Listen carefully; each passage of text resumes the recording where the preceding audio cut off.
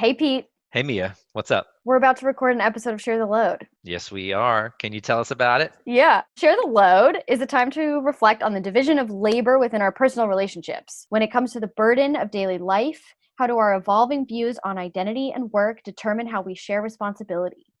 I'm the host, Mia Schachter, and You I'm are. an intimacy coordinator for film, TV, and theater, and a writer and educator in LA. And she's awesome. Oh, thank you. Can I tell you about the Patreon tiers? Why, yes, you can. Let's give our listeners a great ad experience. All right, I'll try. The first tier is $5 a month, which gets you discount codes and early access to my online classes. For $20 a month, you get the same discount codes and early access, plus a month of shout outs to your own product or show or offering, one free intro class, and Share the Load merch, which is TBD, and I haven't decided what it is yet, but it's coming soon. I'm trying to convince her to do cool t-shirts. Yeah, I'm thinking about it. The tiers get better from there. There's a $10 tier, a $50 tier, and a $100 tier. And right now, if you become a subscriber, you'll be helping me get a better microphone, which I hear is really important. It's real good. It's real good for a podcast. Yeah, that's what I hear. Well, all that's super cool.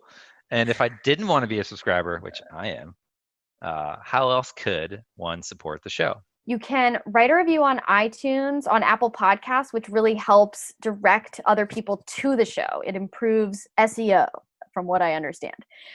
You can also share about it on social media or share it directly with friends who you think would enjoy it. Yes, please share. And we thank you for it. So I think we should start the show. All right, sounds good.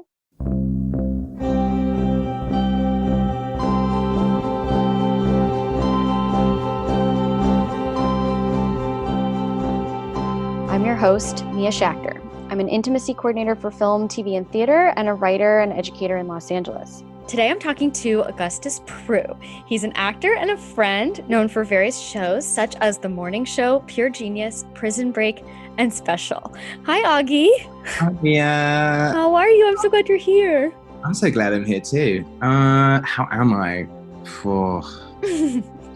Ooh, that's a very complicated answer. I'm good in general. But I feel like everyone is having a moment of major reflection on the micro and macro scale, and I'm no exception to that. And I just started therapy. Wow, good for you. Very much, which I have skirted around for a very long time. Turns out I'm very good at denial. Yeah, it turns out denial and hiding pain and trauma are things that I'm very good at. Do you think perhaps actors are very excellent at that? I think they are. I think child actors.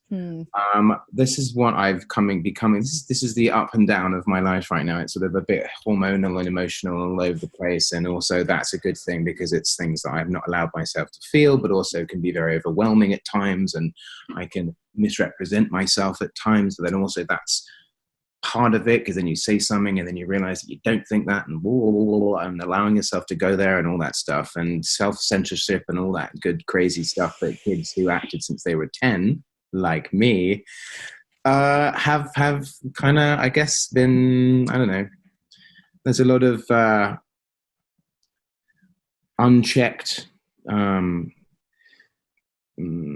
abuse from systems that I thought were there for my protection, but actually it turns out have been systematically abusing me for my queerness, but also just as an actor, you know, the whole job is to do what you're told, or to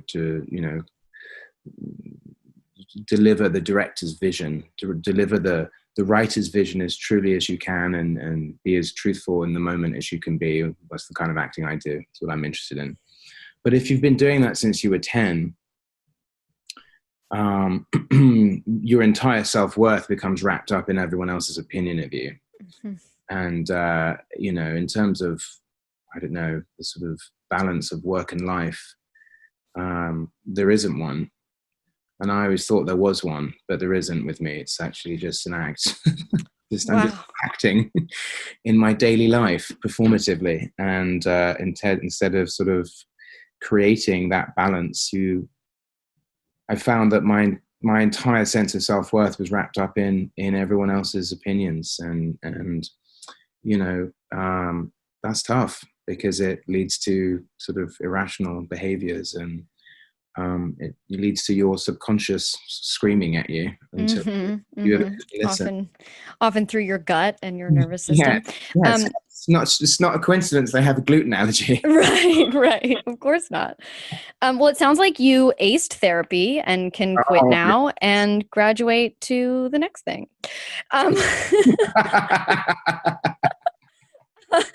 I want to back up a little bit because I think I want to back up just a little to like before 10. I know that you were a child actor, and that means that you were, of course, put to work at a very early age. Yeah. But I wonder before that if you have memories of coming to understand what work was. Yes. Well, I come from a very, very privileged background. Not just because I'm white, as I'm understanding now more than ever, but because my mother still is a very respected sort of icon of British fashion. Oh. And she founded London Fashion Week. And so she has what's called an OBE, which is where you go to the palace and you get essentially knighted. It's not quite a knighthood, but it's the one couple rungs down. But they still get the sword and all the pageantry and all that silly stuff. So yeah, whatever. So she's met the Queen, is what you're saying. Yeah, we all went to the palace and we all met the Queen. And proud of your mother. Yes, very proud.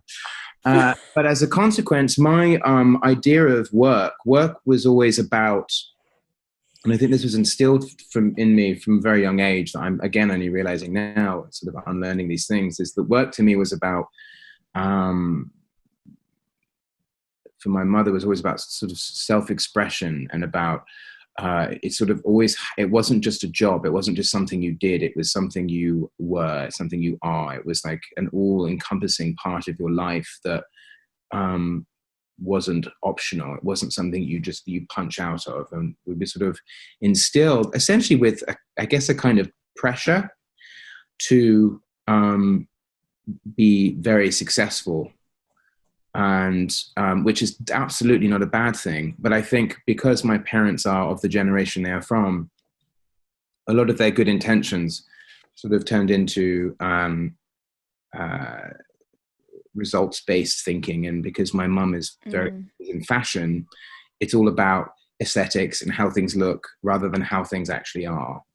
And, that sort of, and again, it's not. I don't feel victimized by that or anything. I had a wonderful childhood. It's I don't feel like I'm poor me or anything like that. But I do think that it's something that went unchecked for a very long time. And so my idea of work has always felt, as a consequence, a little bit oppressive. And in my times where I wasn't as successful as I thought I should be, or as I felt my parents wanted me to be, I think is more the point. But again, that's not even saying that they did think that. It was my interpretation of what they thought, which is even more nuanced and complicated. So I guess work for me was always a way to establish that sort of sense of power, I guess, in myself. And I was sort of lucky that I had a lot of success as a child. And also acting was something that's not to make it all, sad. It was I love acting. Acting is what allowed me to connect with my emotional self and to sort of actually, it was very cathartic for me, acting. I was processing a lot of my pain and a lot of my hopes and fears through the guise of another character, but you're still internalizing all of those things and processing them for yourself.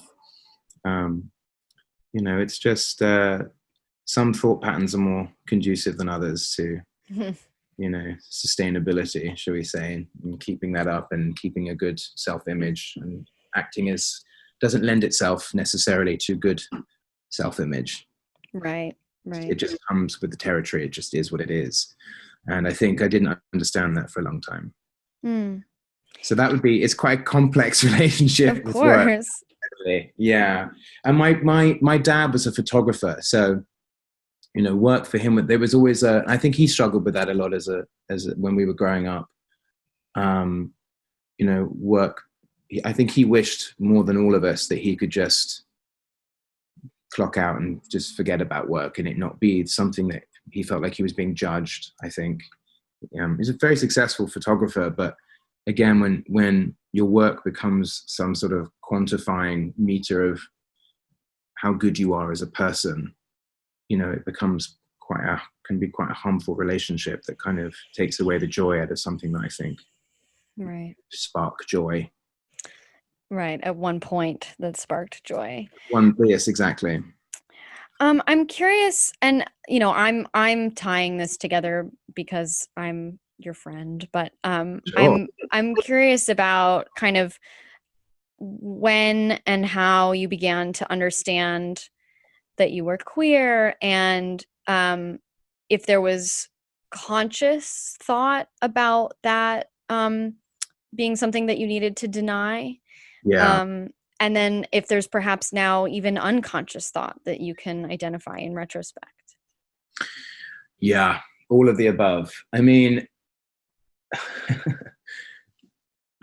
I guess as a child, I was,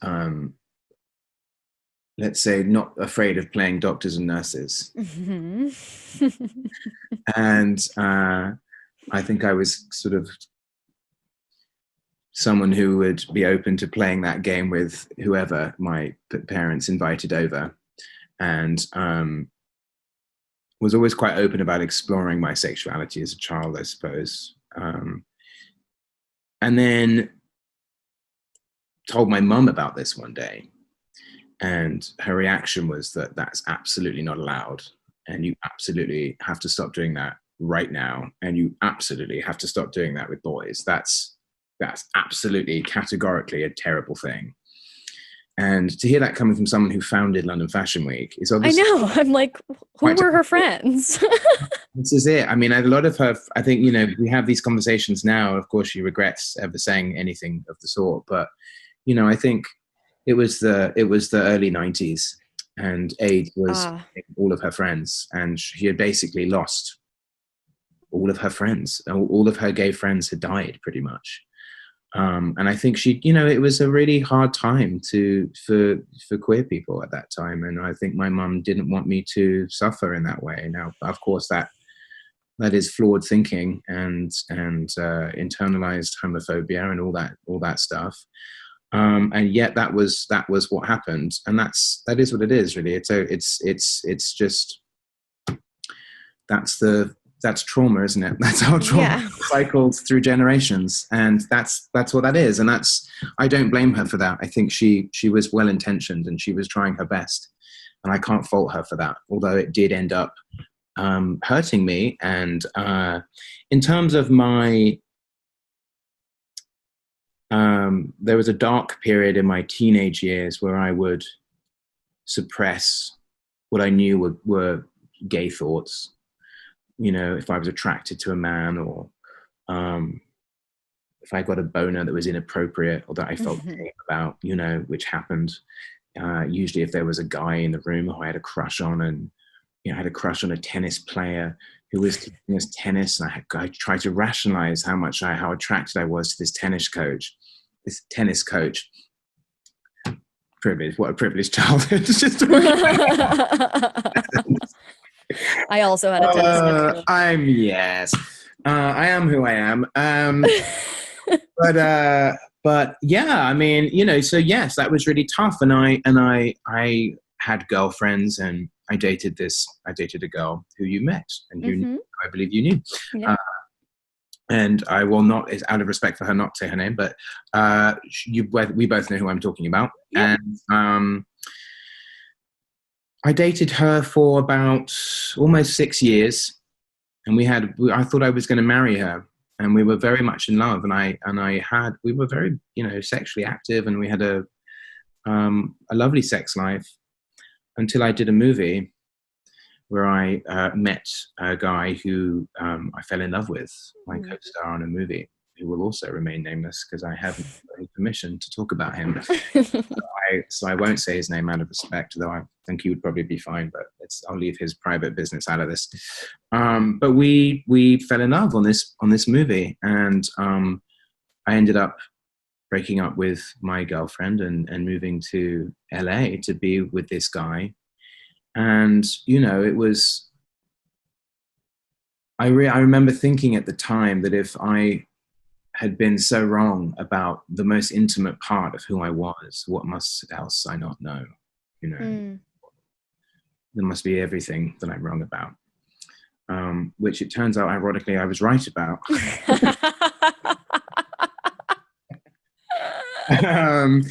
So I guess my gut was right on that one. But it's in terms of coming to terms with my sexuality. Yeah, it was tough, and also it's tough doing that in the public eye. At the same time, I was sort of a known public figure, and I've had fame is something that comes and goes. It's not really. It's a total illusion. You're hot and then you're not, and everybody wants to work with you, and then you're literal kryptonite. And I've experienced both of those in my career, and I've been in times of work where I'm booking so much work, there's no way I can do as many jobs, and I've had to drop out of things. And there's been time where I've literally not worked for a year, and I think it's a real fallacy in acting that things are not deliberate. Things don't. It comes and goes. There's no building. Things are all about. It's very faddy and trendy, and what's trending and what's not. And I think gay trauma is such that you've had to hide this intimate part of yourself, and actor trauma, as I call it, is about hiding the parts of yourself that aren't trending. Oof. You're making me think, like, I've never really thought about in such a specific way about being closeted essentially as a form of labor. Like that is an intense form of labor.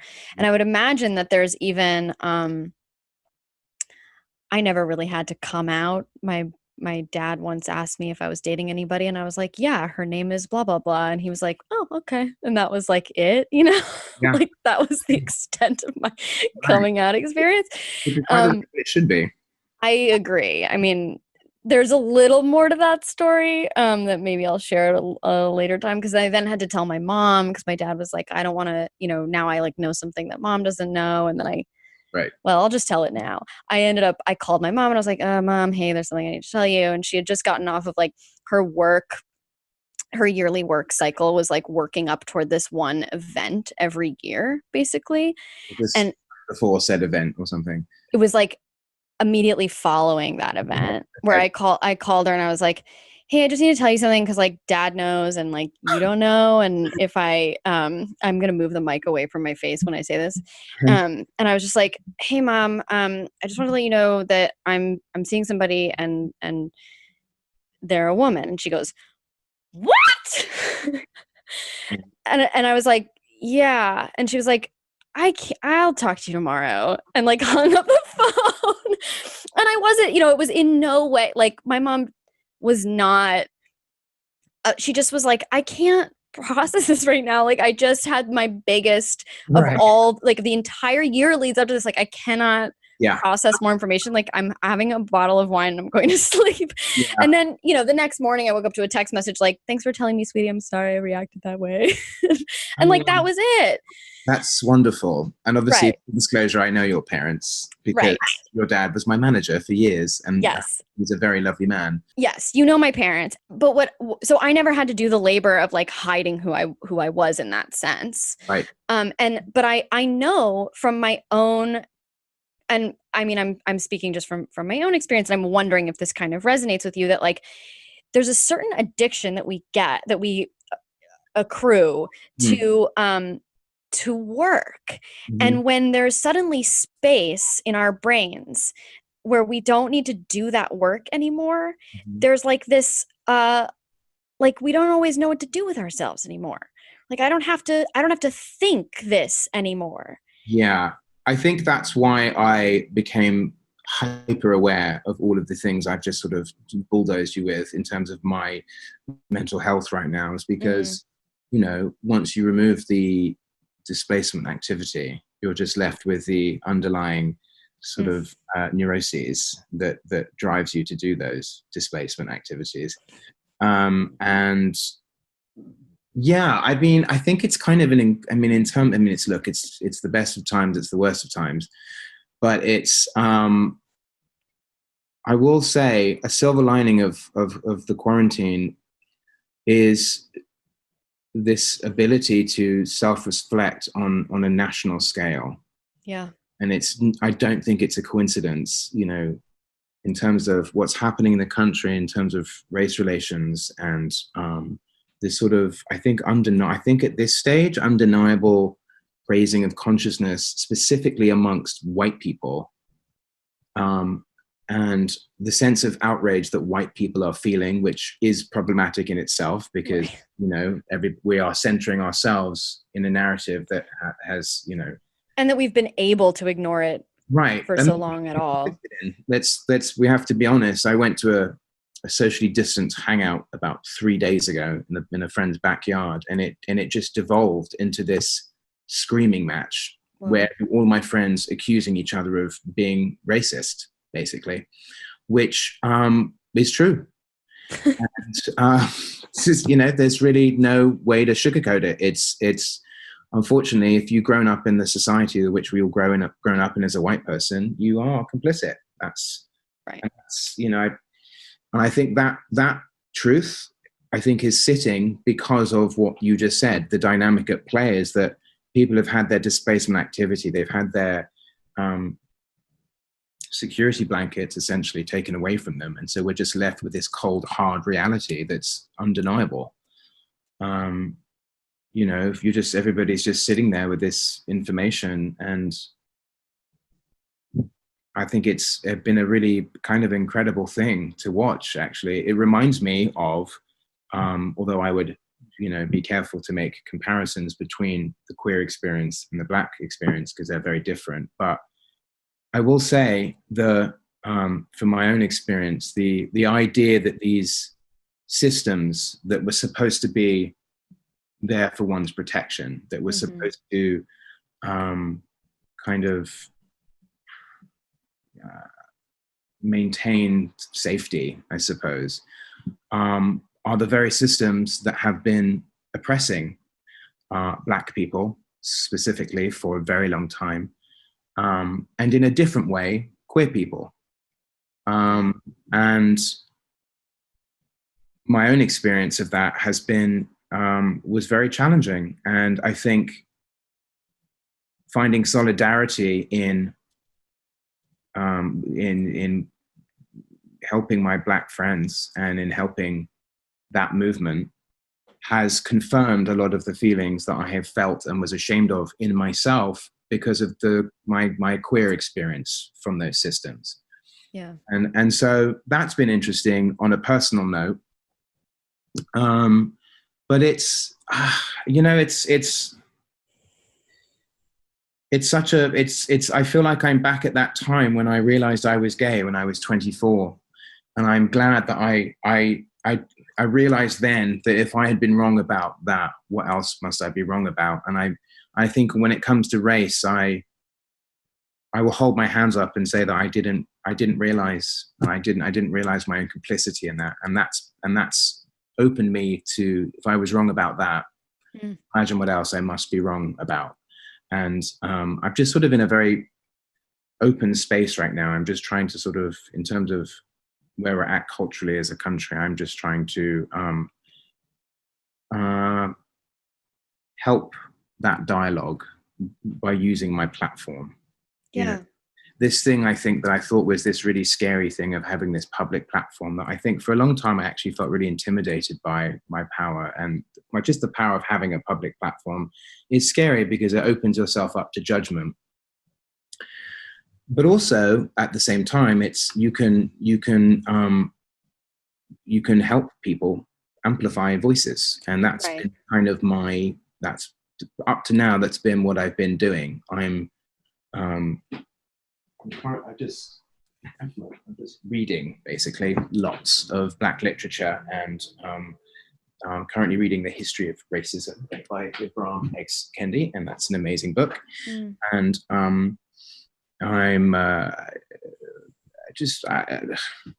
I'm just trying to educate and highlight people that I think have more to say, and frankly are more of an authority on this. I would never. This isn't something that I feel I'm able to contribute to, because it's not my experience. I think our job as white people currently is just to listen and learn. Yeah, it sounds though like what your contribution is being able to make space for other people with your platform. That's true. Yeah, I think so. And I think again, that's acting, isn't it? You're in many ways telling somebody else's story. And, I think a lot of storytellers would see themselves as amplifying voices. I think a lot of AIDS movies, although they are now problematic in representation now, they did raise awareness and they did do a lot of good. And so I sort of, I don't know, I guess I'm just trying to be as helpful as I can be, and as you say, create space. Yeah. And just meditate really and think about what I can do long term. I forget who tweeted it, but someone was talking about burnout. Right. Making sure that you're able to contribute in a sustainable way, I think is really important. As you said about acting, that we can't participate while it's trending. Right. That's how the movement just dissolves. I do want to just go back to what you said about listening, because we promised to hold each other accountable. And it was brought to my attention. I have long been, when people are like, I don't know what to do, not recently, but like when people are like, I'm constantly misunderstood with like what I'm trying to say. And I've always been like, okay, in those moments, like, shut up and listen, right? And if you need to talk, ask questions. And what I think is happening now, what I'm seeing is that there is a way, and I don't believe this is what you mean, but there is a way that listening teeters over into like white silence territory. Yeah, I think silence is silence. I agree. Right. So I think it's important that we know when to listen, and when it's like, and this is something that we're all learning to do, knowing when to listen and knowing when to actually speak up or intervene or I guess I would talk about the difference between listening actively and listening passively. I love that. And I think, as you said, my Instagram right now is I'm just amplifying. That's I'm listening. And when something is I find useful information that I think other white people will find interesting, I'm not going to tell any black person how to do anything right now, because that is their prerogative, and we need to be listening and taking our cues about race from that movement. And so my job, I see right now, is to listen, and to, if I found something helpful, to further that movement and to take action. And if I then I will amplify that. I will repost something that I think helps me take action. I will listen, and then I will take action. I think that's, to me, active listening, something that you do to educate, but ultimately you have to do. The universe favors action, does it not? Right. There passively is not helpful to anyone. And as you say, it is the reason that we have not had movement on this issue for a very long time. you know. Right. No, I love that. I love that distinction between active and passive listening, because I think what you're talking about is something that I often call like full body listening, Right. like listening in an embodied way, not just with your ears, but like fully processing. And what that looks like one-on-one is like an engagement with your eye contact, with your body language, like being present with the other person. And I would say that is acting, actually. Like that active listening is acting. And I think that that's where acting, in my experience, has I believe, like, helped me be a better person, in the sense that it has taught me how to be in the present moment, listen to the person in front of me, react honestly, feel in my body where things are hitting. And I find it really meditative in that sense. And I think it's that passive listening where you can kind of, if there's an image in your head, of like, I'm actively listening to you right now, like I'm facing you, I'm looking at you, I'm engaging with you. If you were talking and I was like, looking around at my cats or like at the rest of my room, like I would be very passively listening to you. And then that information doesn't really like sit in my body. It also doesn't resonate for me either. Of course. I also, that's an interesting thing to bring up, I think, is the feeling it in your body. Yeah. Which my therapist has told me recently is about the right brain and the left brain. I forget which is which. I wish I could be an authority on this, and you could go home, listeners, and do your research. But one side of your brain is about intuition and the other side is about facts, which means you can intellectually understand something, but not feel it. And I think if something really clicks, like, from my experience would be my coming out and going, oh, I'm gay, interesting. And intellectually understanding that and then feeling that difference in your body. I would describe it as like watching black and white TV to suddenly realizing that everything's in color. And it's just like, whoa, you can understand, you can intellectualize anything. You can intellectualize, as a white person, racism.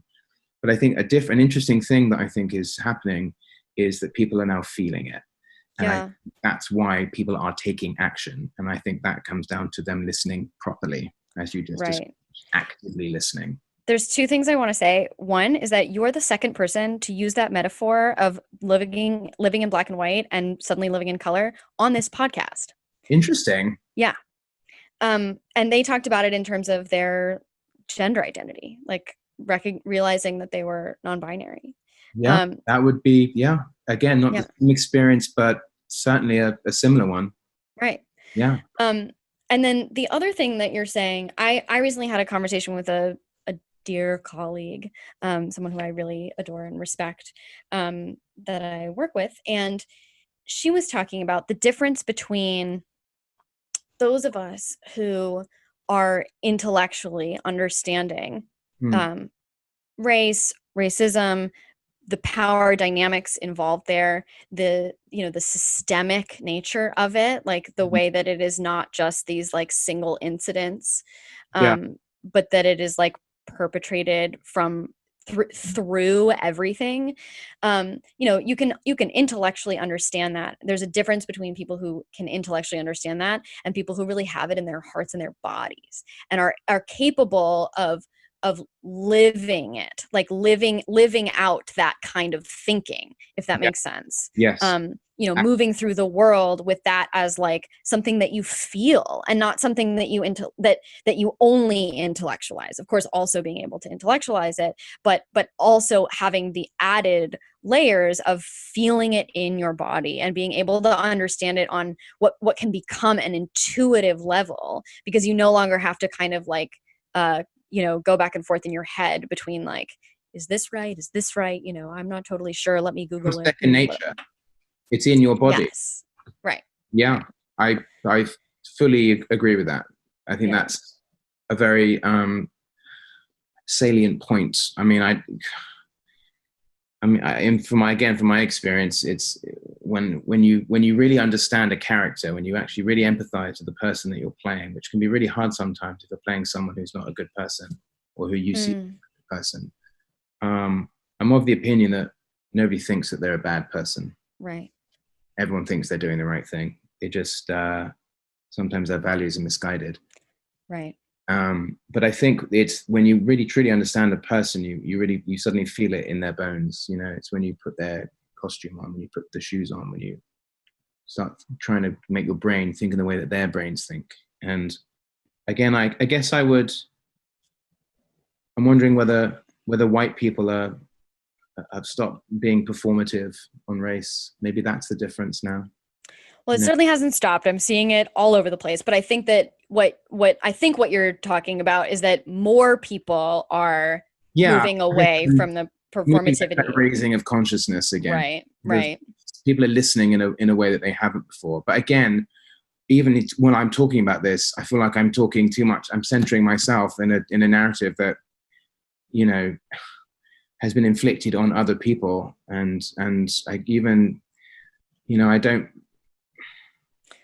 I just wanted to help fix this. Basically, it's not really about me and my feelings. It's about action. It's about, you know, making a difference in a meaningful way. And that's sort of what I'm trying to focus on, is how I can make next steps. Today's episode is brought to you by me.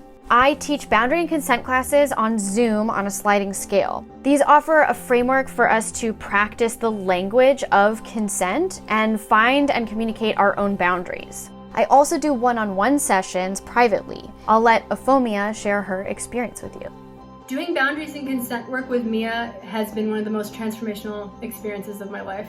I remember when I began this work with her earlier this year, I was terrified. I didn't really know what to expect and was scared that I was going to make a fool of myself. And I'm so glad that I went, because it's nothing like that. One of the most powerful things Mia ever said to me was that doing this work gives you the ability to understand yourself and to then give the gift to others to not cross your boundary. And it's been so rewarding and so amazing, and I've literally recommended her to everyone I know. She's a remarkable person, and the work is so individualized that I truly believe that everyone can get something out of it. Thank you, Euphomia, for that incredible recommendation. You can find the forms to register for class or book a private session through the link in my bio on Instagram at Mia Schachter. And on with the show. Well, I'd like to speak to that a little bit, because I think, you know, I'm looking at my platform, my really small platform, as a place for me to share kind of my, as you said, like the things that resonate with you, that cause change in you. And when I'm speaking to people in my voice through my platform, I'm generally speaking to other white people and non-Black people about how I go about educating myself, how I have engaged in interrogating my privilege and moving through my guilt and all of that over the last like 15 years, as I began to understand as a child that I was living a very privileged life. And for me, that manifested itself in incredible guilt that I've now worked through in therapy, and essentially gotten to a point now where I'm no longer paralyzed by it. It's a very galvanizing force in my life. And I wouldn't even call it guilt anymore. Like, you know, guilt just makes things worse. I would shameful. Yeah. And guilt is very much like about me, you know, like guilt doesn't help anybody. It's about your feelings. And exactly. So I think what we can speak to, and what we are speaking to is how we participate and educate ourselves. And then what I hope is that other, you know, okay, so like if we think about ourselves as like the center of a ripple, right? Yeah. Like if I am dropped into a puddle and I am the center of that ripple, then what I can do is I can cause ripples outward based on who is closest to me, because there are people who are white people who are, you know, whatever, like a little bit behind me, way behind me, even next to me, who are going to look to me and be like, I don't know what to do. Oh, look, this is what Mia's doing. And so all I can do is continue to do the work and then share that work.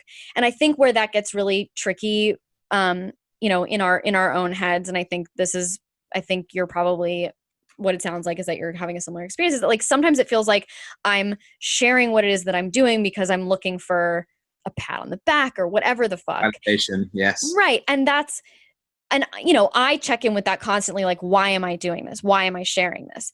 And when I come to the conclusion that I'm sharing this because I'm hoping that someone else will say, oh, I'll buy that book, or oh, Mia liked that book, like I'll go look into that, or Mia shared this post because it affected her, like I'll go look into it, and they will have a similar they will be similarly affected.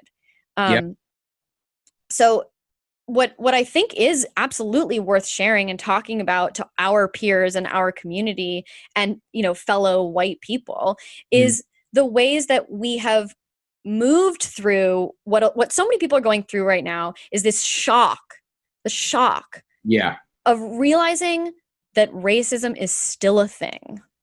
Right? And that they are complicit and that they have benefited from it. And I and you seem to be like past the shock of it. And so what I'm hoping to do is move people who are in that shock through the shock more quickly, through the paralysis of it, so that they can get over that faster and actually begin to engage and participate. Right. I don't want to say the wrong thing. I don't want, you know, I think it's, look, the other thing I think at play here is it kind of a little bit, people are afraid to make mistakes. We live in... And be wrong. And I think staying still and doing nothing is basically the same as making those mistakes, except 100% doing anything about it. You're just sitting in the mistake. So of course that feels bad. Who doesn't want to? You make a mistake. Hopefully, mistakes are great, by the way. I love failing. Failing is how you learn. That's how you grow. Doing a bad audition, back to my experience, is how you learn to do a good audition. Right. That's fine. There's nothing wrong with it. Everyone does it. It happens. That's, you know, I will say the wrong thing. I have been insensitive in the past, thought I was saying the right thing and was just completely misguided and said the wrong thing. And that's fine. That's why I'm trying to listen to people who know more about this than I do. And that's why I'm trying to share their information, because I, at the same time, am growing. I'm learning right now. I'm literally evolving as we speak. Like and I just think as when it comes to race, as white people, that's what we need to do. It's, you know, racism is a white person problem. Yeah. That's what I think been a really big wake up call for me is, yes, it's society's problem. And, you know, the Black community are the people who have to sort of live through the pain that has been inflicted. But make no mistake, racism is a problem that white people have to fix. It was invented by us, specifically the British, which I feel expert around. And it's our job to fix it, you know. To fix something, you have to understand it first, and you have to understand it in yourself, and you have to admit that it's there. And if you can't do that, you're going to just be stuck in that paralyzed place forever. And I tell you, as someone who is stuck in paralyzed places for such a long time in my life, for different reasons, but you know, paralysis is paralysis. It's just so frustrating, and it just breeds inertia, and it's the worst feeling. And I feel like this is such a historic opportunity right now to really jump on board with this momentum that we have. There is real momentum, like I've certainly never felt in my lifetime. Me too. And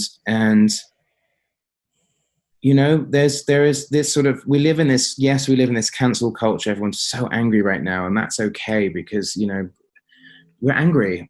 I think we've been duped. Everybody's realizing that we've been duped. What we thought was real is absolutely not real, you know. And particularly Americans who have told that their country is the greatest in the world. Greatest at what? Racism? Yeah. Like, right. You know, like, come on. Poverty. Mass incarceration, gun violence. Like, what are you the greatest at? I mean, yeah, this is a great country. Absolutely. But every country is a great country in its own way. There are lots of countries that are great.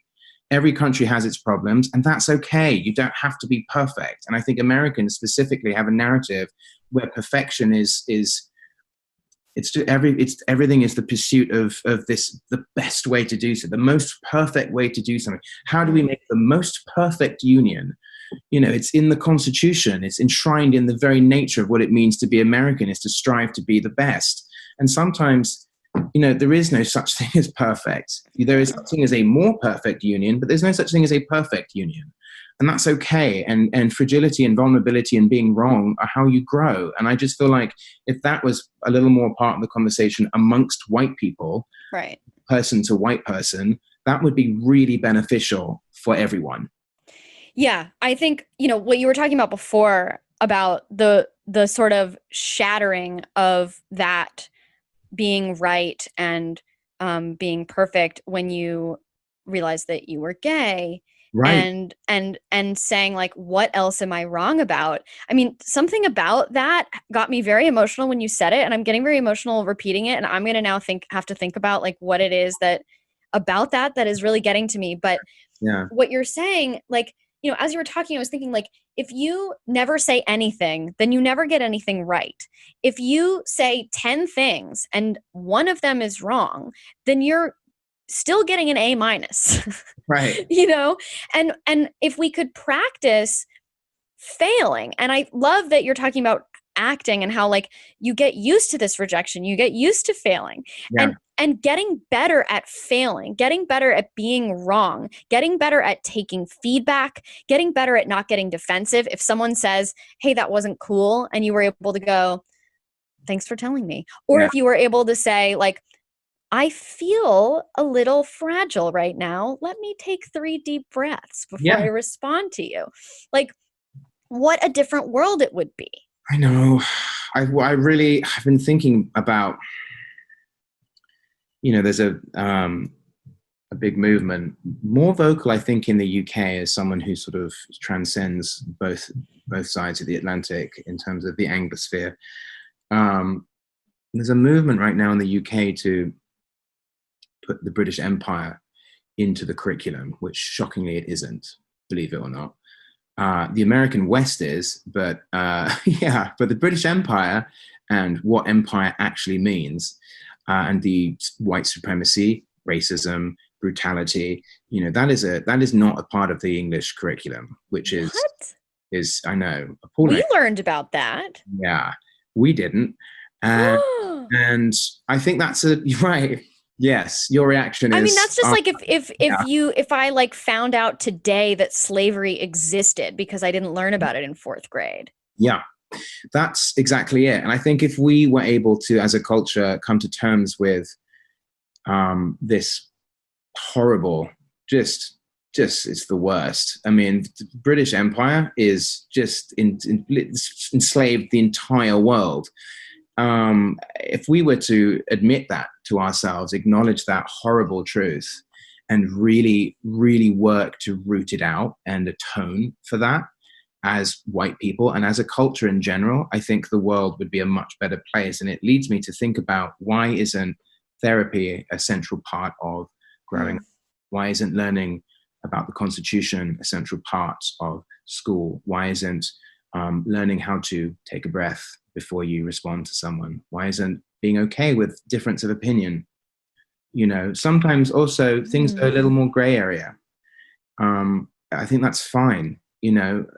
One thing that keeps coming up is the nature, for me, is people on my Instagram talking about the nature of protest and whether violent protest is allowed or right or wrong, or whether it has to be peaceful protests. And I think my position on that is I like peaceful protests. That's me. That's how I choose to protest.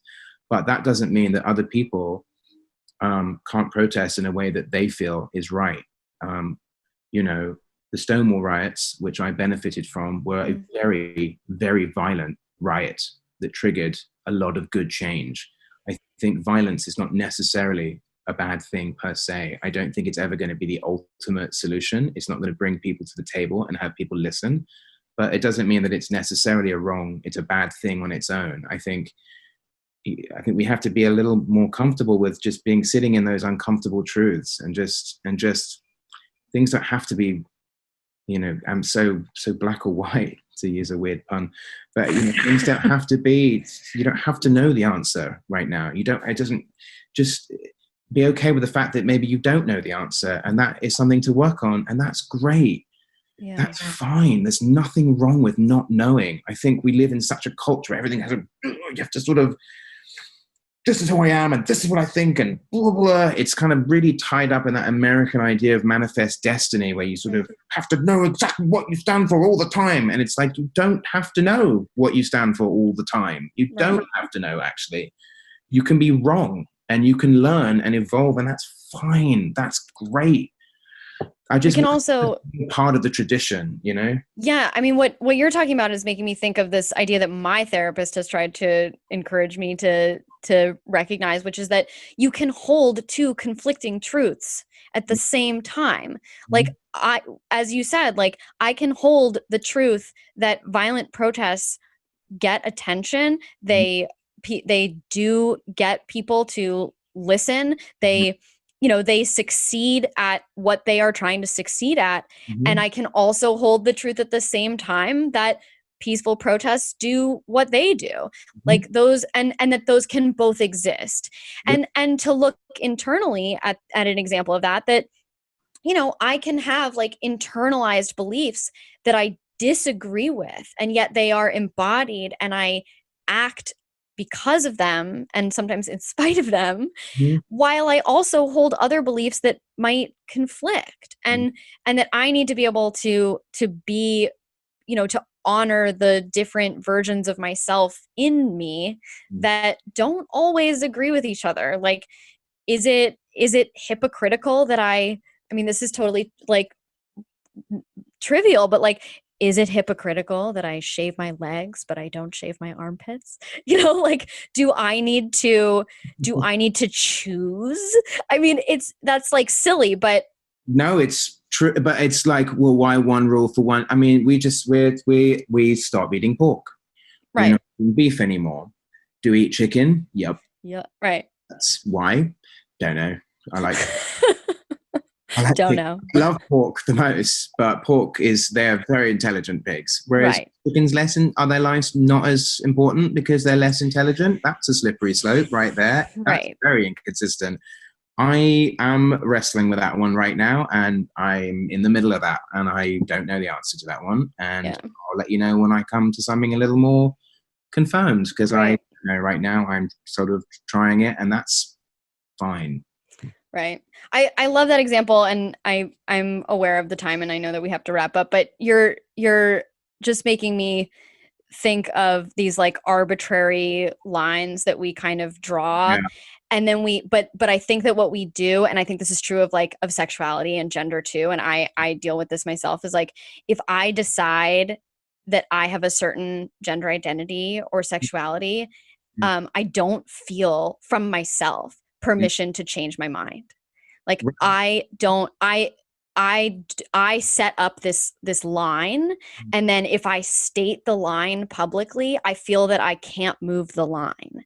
And that, I think, is what we need to do away with, because we need to allow ourselves to grow and change with new information, and and so on. I've been historically distrusting of the trans community and of the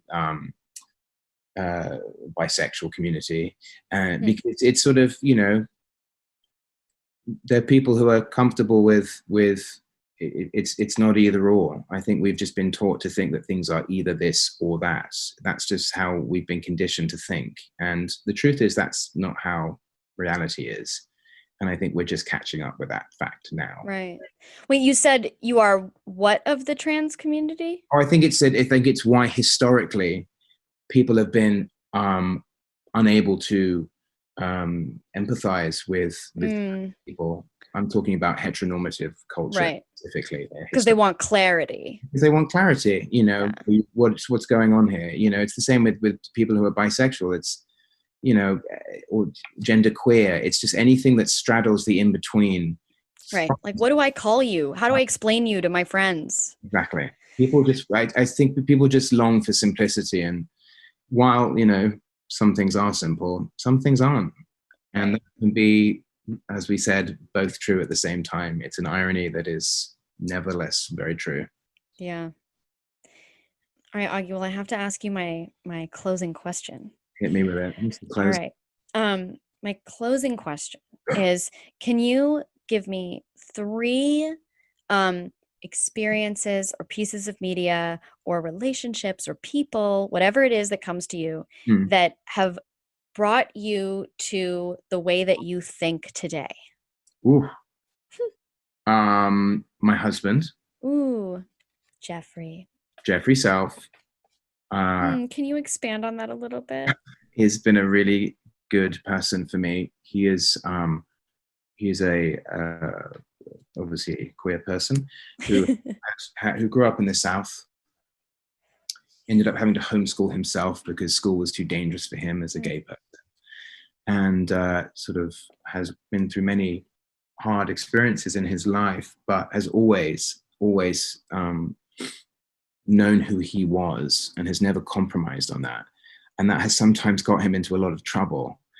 But I respect that because it's the polar opposite journey that I had, where I always compromised myself. I always let someone else tell me who I was. And he gave me the strength to stop doing that. And now I'm crying. But that's a Jeffrey.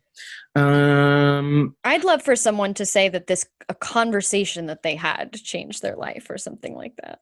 Yes, you know what? Actually, I do know someone. Okay. It's really random, but Great. there was this guy when I was traveling in Thailand, and I was 18, and I very nearly had a sexual experience with this guy when I was at the height of denial. I was in Thailand, and he was a really sweet guy, and his name was Jamie, and he was also traveling, and he was gay, and we were just chatting and having a lovely time at this bar, and he basically said, look, this is really inappropriate, but I'm pretty sure you're gay. And I really clammed up, and I'm not sure. He said, just instead of just like going to that place of being like, no, I'm not. Like, does it matter if I think you're that and you're not? So just be okay with it. And it was that thing of that I think that, and you don't have to think that, and that's fine. Whoa. You should ask yourself why you had that knee-jerk reaction. And I never was able to let it go. And I wish I could find that guy and thank him for that conversation, because that was the seed that opened everything up eventually. I never could shake that conversation. Just couldn't shake it. And it's there was one other person who was an actor I was working with who asked me the same thing about 2 years later, and it confirmed that previous conversation. And it eventually was what led me to realize I was gay. And I actually, interestingly, about 2 weeks ago, found that actor who will remain nameless, and I thanked him for it. Wow. Because he didn't know it at the time, but it was a conversation that triggered a series of events that led to me a great awakening in myself, and led to my whole marriage and the way I live now. So it was a very important conversation to me, even though it was just a flippant comment to him. How old were you said? About 18. Wow. 18 or 19, I think. Yeah. Yeah. It's funny, isn't it? Those things that feel trivial at the time, but actually were not trivial, which were very pathetic. That's a conversation I would say was important to me. And in terms of,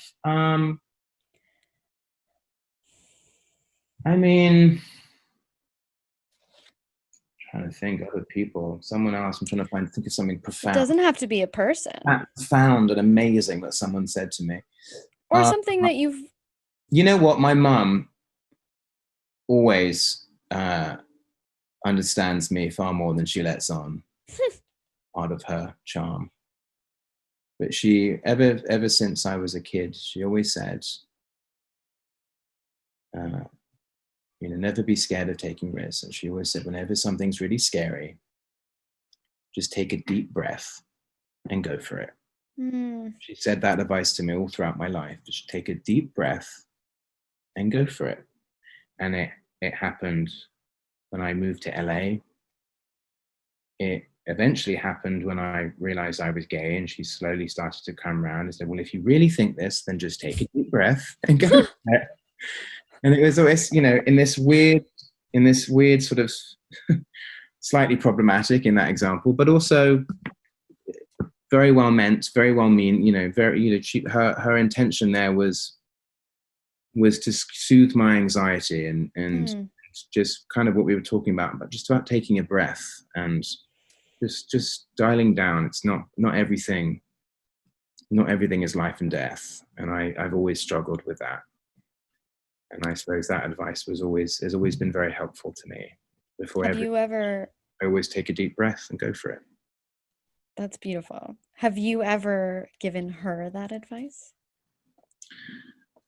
I guess I have, although I'm not as good at taking a breath when I talk to my parents about that stuff, because I know the pushback is going to be imminent and very heavy.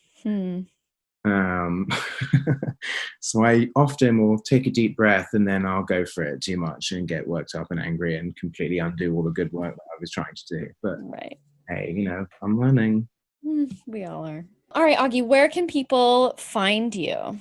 I'm on Instagram at Augustus Prew. I'm on Twitter again recently. I got rid of Twitter, but actually I've got it back again because it is just shouting into the abyss. But, we must shout nonetheless. Have a second season of the morning show will be coming out eventually when we manage to get it finished.